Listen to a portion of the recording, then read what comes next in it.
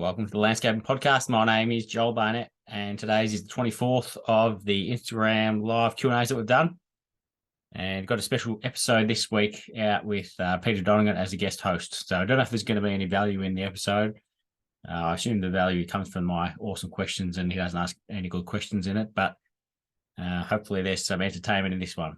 But get into the questions first. The first one is from Blair Finlay. He said, what factors go into choosing an adhesive or mortar bed when paving/tiling?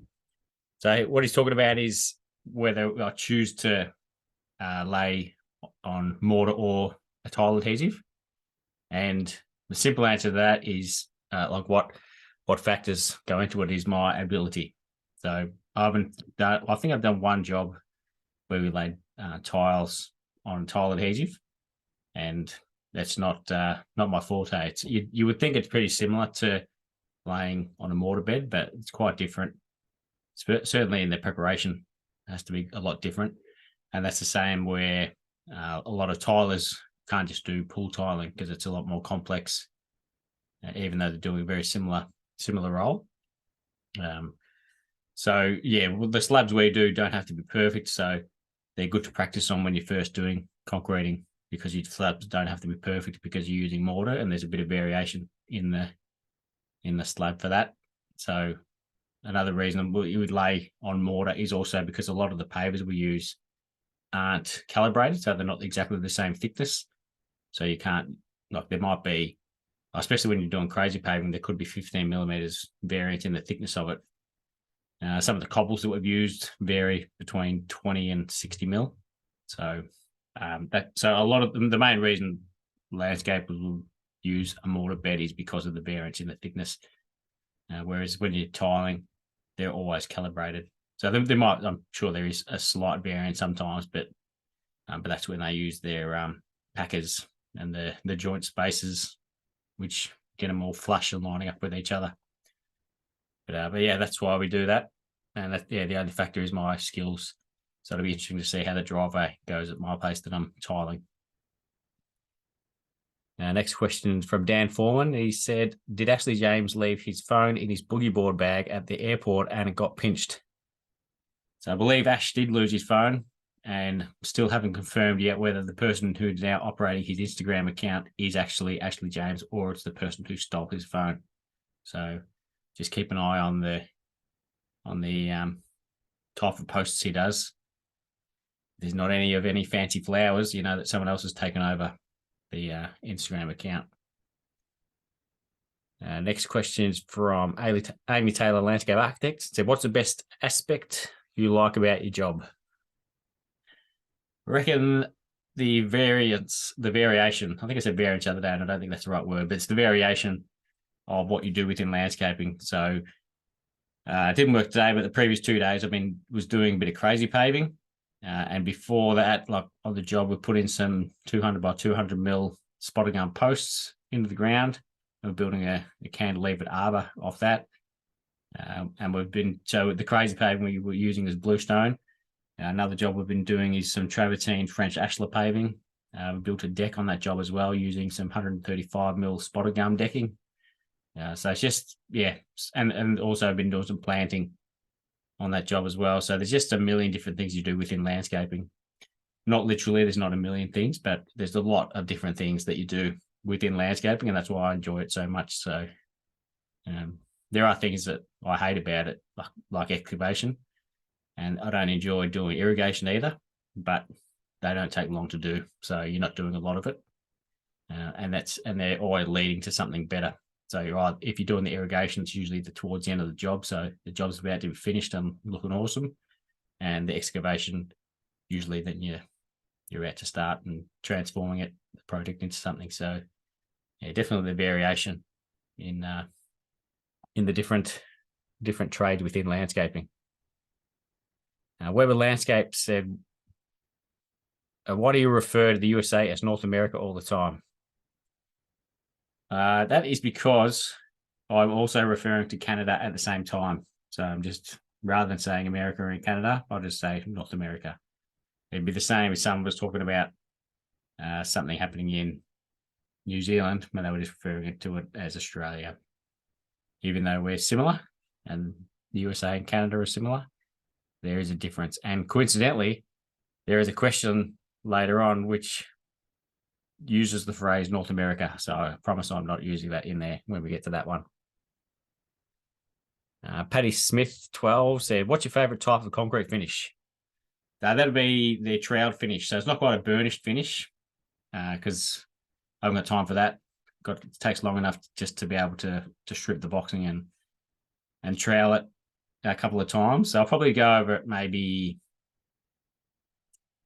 twice or probably 3 times, I reckon. I'll go over it. Well, that's after the formwork has been stripped. So it's kind of, halfway in between no troweling and burnished.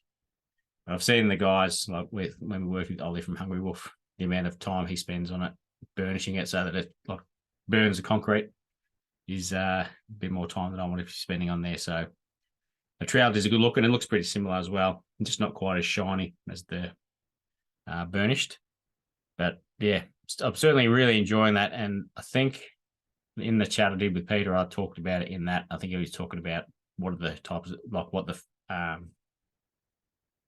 type of phases they've been within landscaping. It was quite interesting hearing him say that as well. Like he was talking about when there was porcelain pavers that were popular, and he was talking about those wooden log edging, the half logs that are attached with wire, and they were used to define edging between garden beds and lawns. So yeah, there's some different phases he went through, and he asked me what I thought we're in at the moment, and I thought it's probably the architectural concrete was probably the one, and that's certainly what I enjoy doing at the moment anyway. B Built Projects said, what actions do you take if you start losing too many quotes, even if they are priced well? There's a few actions you could take. You could contact if you know that they're priced well and your price is, like within a market range of what other people are charging as well. And then you could contact the client and see if you can find out why you lost. So if your prices are competitive, then it could be something to do with the presentation, or you might be not giving them enough information with that quote. So you might just give them a price, but then maybe you're not explaining everything that's involved within that, within the quote. I don't do anything in regards to mine because we're just knocking back work all the time. So yeah, like I don't mean to keep harping on that, but that's just the way it is. So we don't. If someone says no to us, there's 4 people who are wanting to take the spot that they would have had. So just like that's not always going to be the case, but that's what it is at the moment. So that, yeah, but it's always also a good thing to just check what your pricing is and keep checking if you're allowing enough, because it's possible that you could not get a job because you're too cheap. More likely that it's because you're too expensive, but there'd be people who they might get 3 quotes. Let's say one of them's 70 grand, one of them's 75 grand, and one of them's 35 grand. They're going to get freaked out by the one that's 35 grand. So people think they'll always go with the lowest price, but if you're too low, then they start thinking that they're not going to get exactly what they want, or there's something wrong with what you're offering. So it's always good to keep an eye on the costs of materials. So not only so that your pricing is relevant, but so you can make a profit as well. There's no point quoting jobs and then doing the work and then losing money. You're better off sitting at home doing nothing if you want to lose money.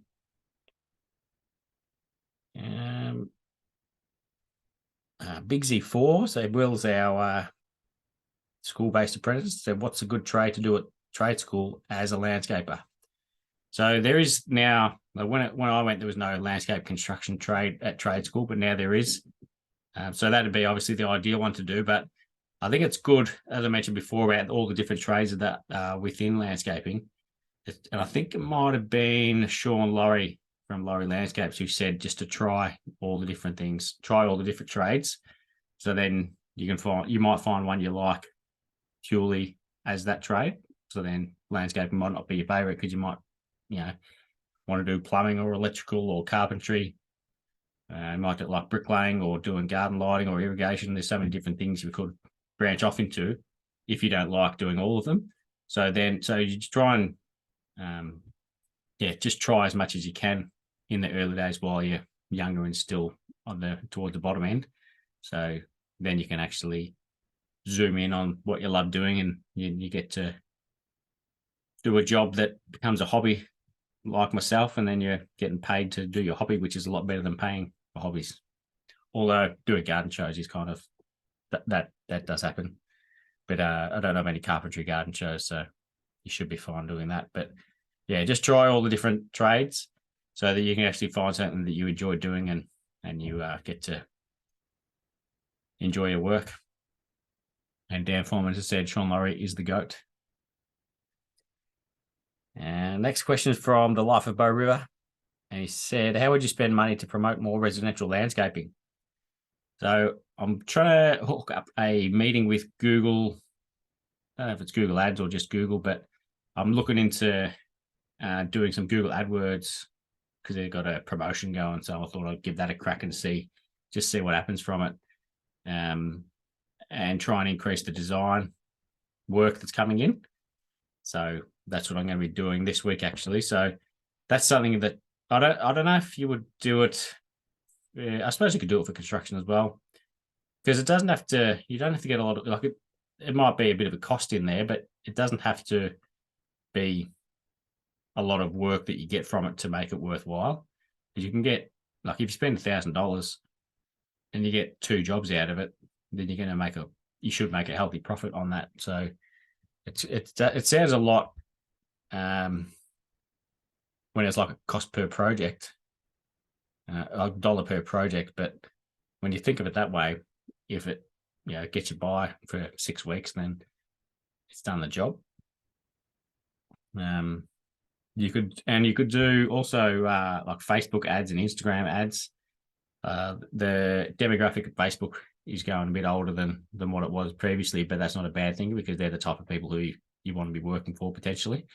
Or just work out who your target market is, and then advertise where they are going to be, where their eyes are. So if it's a younger crew, like the 30 to 40, then they're more likely to be on Instagram, and then over 40 will be on Facebook. If you want to get some under 25s, try TikTok. But yeah, there's plenty of different options. If you're looking to get work for designers, you could try LinkedIn potentially. That's a bit more professional, but yeah, just work out where the people you want to work for would be, and then go and market in that area. So yeah, that is what I would do. But yeah, ads on social media are a pretty cheap way to do it. You could spend $1,000 and you're going to get a lot of eyes seeing that ad. A lot of them will be irrelevant, but you can also target it towards people who are going to be more relevant for what you're wanting to do. Now, Winter Landscape said, did we pick the hardest possible way to make mediocre money? I reckon there are worse ones than landscaping. There could be like hospitality. Seems like it's a hard gig, especially back when the lockdowns were on. There's plenty of we were able to work there. It is pretty hard though, but it's also not a bad it's not a bad thing to try and make things easier though, right? Like, because I talk about how hard it is all the time, and then when you start doing something that makes it easier, like using an excavator or a machine to move soil around or dig holes or put posts into the ground, you think I probably should do this a bit more often. So probably, yeah, a good thing to work smarter than harder. And yeah, I don't know what good money is. Like if you can work for yourself and employ other people, and I think it's a pretty decent living. But you could go and work in IT or accounting and make a lot more money. Just as Rich Earth Landscapes has said, better than an office job. So yeah, like this time of year, and coincidentally with your name, Winter Landscapes, it's not a great time to be outside. But yeah, having to go to the same place every single day would be a bit of a downer. And apologies to all the designers out there who that's what they do. But in construction side of things, you get to see all the different jobs, so it's good to mix it up. The Fishing Chippy said, do you think we will see similar paving laying tools in North America? I didn't put that in. That was what Matt said. HIP the Australian market. So I reckon I asked a similar question last week, answered a similar question last week.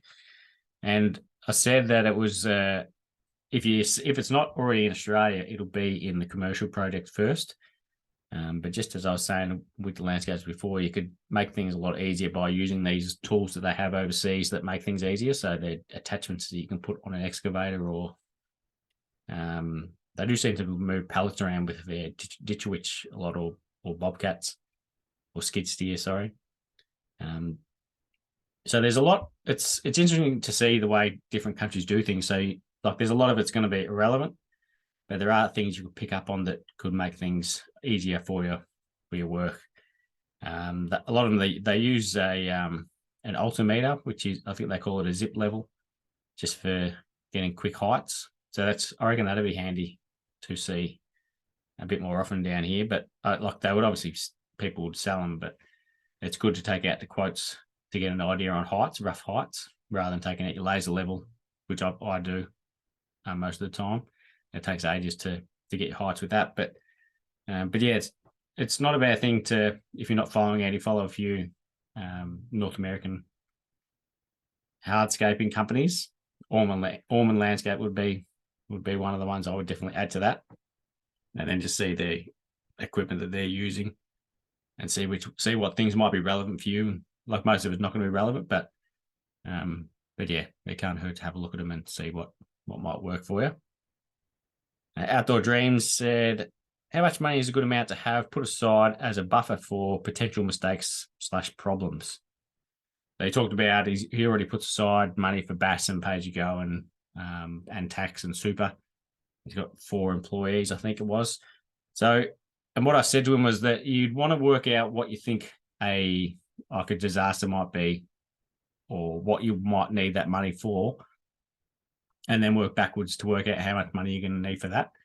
So an example I gave was that if, like I've got income protection, so I'll get paid a monthly amount if I can't work, but I think it's a 3-month waiting period, because that costs less to have that waiting period in there. So what I would do is work out 3 months, like a good amount for that, to cover that, is to work out what 3 months of my wage would be. So I have that there, so I can pay myself for 3 months while I'm not working until that income protection can kick in. So there's that. That's, if you've got that, you want to have that amount in there. What was the other one I mentioned? It could be like if you're in a car accident or something happened, or you've got injured at work, like broke your leg or something, and you had to go off to hospital, you might want to have an amount there, because you might be able to get you guys working on site eventually, like after a little bit of a hospital period, but you might be in hospital for 6 weeks and you can't run things from there. But then once you get home, then you can run things. So you might want to have some money put aside to pay everyone's wages for that 6 weeks if they're not able to work without you having some sort of input. So just basically work out what. So there's no dollar amount that I think would be the right amount to put in there, but just try and think of what something could go wrong would be, and how much you would need for that, and then work it back from there about how long you're going to need to pay for that. Obviously, the more you have in there, the better. And if you can get it working for you, like making interest or reducing interest on other things, that's even better. I reckon people who, like when COVID kicked in, like no one would have been prepared for that, because no one's gone through that event in their lifetime and in our lifetime. So there's always things that are going to pop up. So you're better off to have too much than not enough.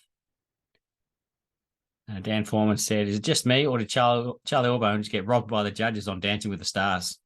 I did see an Instagram post when I went in to get the questions, but I didn't see that. I haven't seen his performance. So, but I assume they're a bit rough at the start. They just have to talk them down and give them low scores, so that then they can boost them up as they go and say, oh, you're learning really well, because you've learned so much since you first started.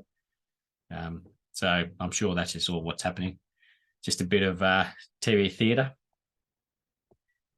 And the last question from Abcam Horticulture.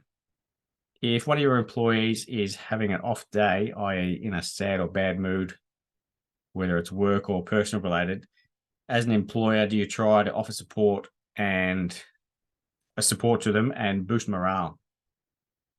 I'm not very good at doing things like that because I'm pretty big on people taking responsibility for themselves. So I don't know, that's probably sounds harsh, but like if I'm sick and if I'm sick, I'm not going to wait for someone to ask me if I'm sick or if I'm okay before I do something about it. I'll go to a doctor if I need something looked at. So I think that's a good thing to do, just to take responsibility for yourself, and if something's not right, do something about it. But if there's something more, what's the word? If there's something more specific, like let's say someone come up to me and said, "Oh, I don't enjoy working with this person," or "I don't like doing this type of work," then I'm not just going to say, "Well, bad luck, you're doing it." So I'll make changes based on that. So yeah, so there might need to be a bit more context for the question to give a more specific answer, but yeah, you try and make things as enjoyable at work as you can. That's an important part of that, is hiring the right people. So not just hiring people because of their skills, but because their personality works with who you've already got or who you want to have. So yeah, that sort of goes towards that as well. But yeah, that was the last question for this evening. Just a short one, but yeah, coming out tomorrow or out now if you're listening as a podcast is Peter Donegan as the host, and that's a bit of a longer episode, so hopefully you enjoy that one. And then I've got the following episodes after that coming up.